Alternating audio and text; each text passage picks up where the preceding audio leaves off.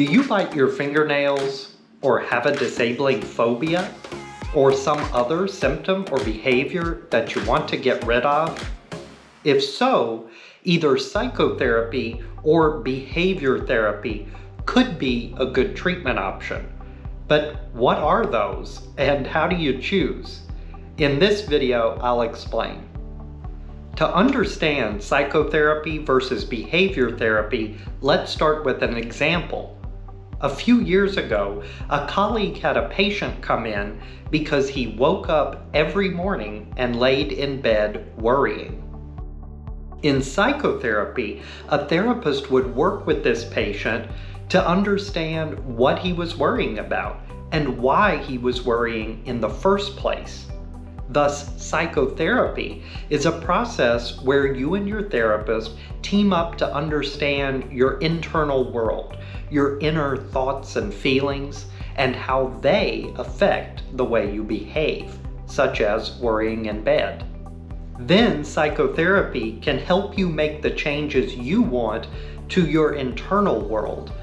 Depending on the type of psychotherapy, this can include learning to question one's thoughts or having healthy new emotional experiences with your therapist. The major advantage of psychotherapy is that patient and therapist try to get all the way to the bottom of what drives symptoms and problems. And so in that way, it can lead to lasting change and even to a cure. Another advantage of psychotherapy is that it tends to touch upon multiple aspects of one's mental and emotional life. And so patients can see improvements to relationships and functioning far beyond just the symptom that brought them to therapy. What's the major drawback of psychotherapy?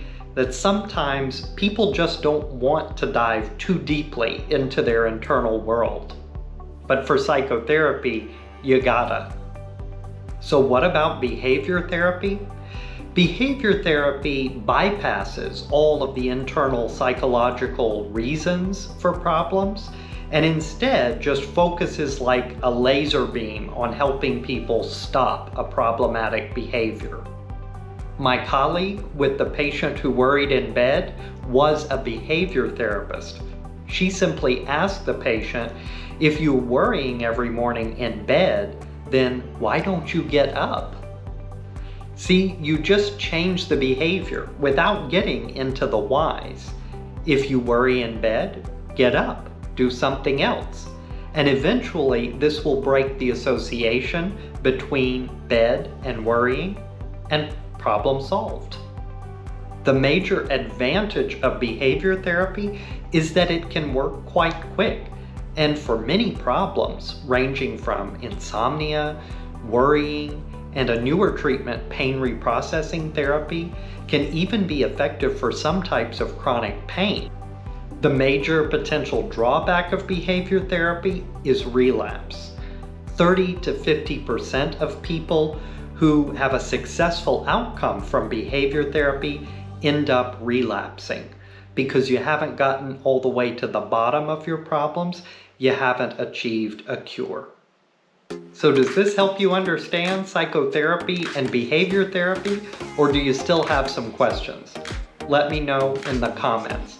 Please consider giving this video a like and subscribing to my channel, and thank you so much for watching.